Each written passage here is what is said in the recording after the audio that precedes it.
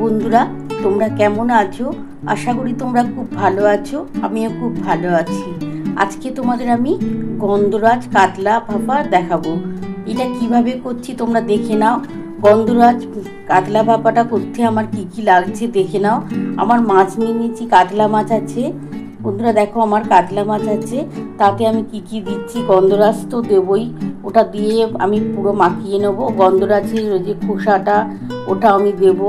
কাঁচা লঙ্কা আছে, লাল সবুজ কাঁচা লঙ্কা, আদা, রসুন, পেঁয়াজ আর পোস্ত, এটা দিয়ে আজকে আমি গন্ধরাজ কাতলা করব।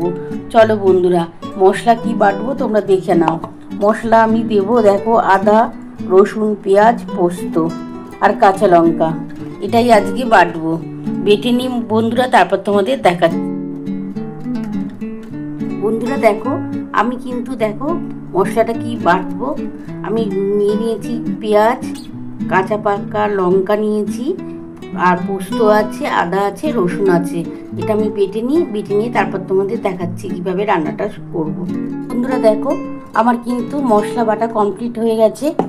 দেখো, আমার মশলাটা কিন্তু বাটা কমপ্লিট হয়ে গেছে। এবার আমি কি করছি তোমরা দেখে নাও। আমি কিন্তু এই কাতলা মাছের মধ্যে এই যে লেবুটা খোসাটা কুড়িয়ে নিয়েছি, এটা দিয়ে দিলাম ওপর থেকে। বেশি দেবো না, তেতো হয়ে যাবে বলে ওই জন্য অল্প দিলাম। আর এই যে এই লেবুর রসটা আমি দিয়ে দেবো। আমি অল্প করে একটু লেবুর রস দিয়ে দিলাম।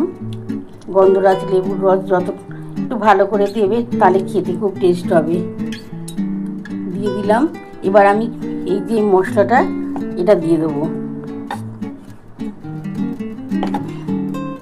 বন্ধুরা দেখো, এরপর আমি কি দিচ্ছি, আমি তো গন্ধরাজের খোসা দিয়ে দিয়েছি আর গন্ধরাজ লেবুটা দিয়ে দিয়েছি। এবার আমি 2 চামচ নুন দিয়ে দিলাম। আমার ছোট চামচে 2 চামচ নুন দিয়ে দিলাম। আমি অল্প একটু এর মধ্যে হলুদ দেবো, অল্প করে একটু হলুদ দিলাম জাস্ট। এবার আমি এই যে মশলাটা বেটে রেখেছি, পোস্ত আছে, আদা আছে, রসুন আছে, কাঁচা লঙ্কা আছে আর একটা পেঁয়াজ, এটা আমি বাটাটা দিয়ে দিলাম।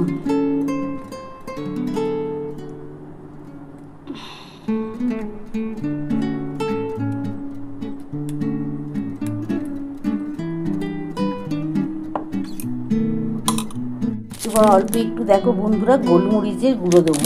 আমি কাঁচা লঙ্কা কিন্তু বেটে দিয়েছি, তার মধ্যে অল্প একটু গোলমরিচের গুঁড়ো দিয়ে দিলাম। এবার এটা ভালো করে মাখিয়ে নিয়ে আমি তারপর তোমাদের দেখাচ্ছি রান্নাটা কিভাবে করছি। এটা কিন্তু আমার ভাপা হবে, গন্ধরাজ কাতলা ভাপা। তোমরা দেখতে থাকো। দেখো বন্ধুরা, আমি মাছটা দিয়ে দিলাম। এবার এই মাছের মধ্যে যে জলটা থাকবে, মশলার জলটা, এই মশলার জলটা আমি ঢেলে দেবো।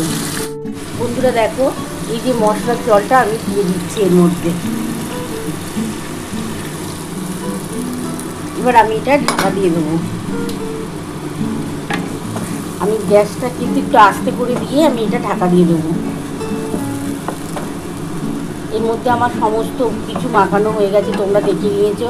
আমি এটা গন্ধরাজের খোসা, গন্ধরাজ লেবু দিয়ে আর সমস্ত মশলা দিয়ে কিন্তু এটা মাখিয়ে নিয়েছি। এবার আমি এটা ভাপা করব। এটা আমি ঢাকাটা দিয়ে দিই, তারপর তোমাদের দেখাচ্ছি। বন্ধুরা, আমি এর মধ্যে অল্প একটু চিনি দিয়ে দেবো।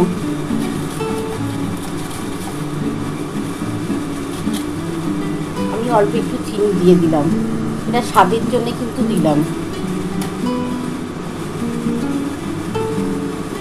দিয়ে 2 কাঁচা লঙ্কা দিয়ে দিলাম, দিয়ে আমি ঢাকাটা দিয়ে দিচ্ছি। আমি 10 মিনিট পর ফিরে আসবো। আমি ঢাকাটা দিয়ে দিলাম, 10 মিনিট পর ফিরে আসছি। আস্তে আস্তে ভাপতে হোক। বন্ধুরা, আমি 10 মিনিট পর ফিরে এলাম। দেখি আমার কতটা হলো ভাপাটা। আমি গ্যাসটা কিন্তু খুবই আস্তে করে দিয়েছি, আস্তে আস্তে করে এই ভাপাটা করব। আর এই ভাপাটা খেতে চমৎকার লাগবে ভাতে। কিন্তু তোমরা বাড়িতে অবশ্যই করে খেও, দেখো খুবই টেস্ট হয় এটা। আমি আর 5 মিনিটের মতো ঢাকাটা দিয়ে দিলাম। 5 মিনিটের মধ্যে আশা করি হয়ে যাবে, তারপর তোমাদের আমি দেখাচ্ছি। বন্ধুরা, আমি ঢাকাটা খুলে দেখি আমার কতটা হলো কাতলা মাছের ভাপাটা।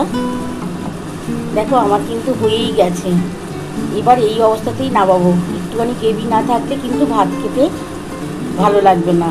আর এই গন্ধরাজের গন্ধ কিন্তু চারধারে গন্ধ বেরিয়ে গেছে, দারুণ একটা স্মেল বেরিয়েছে।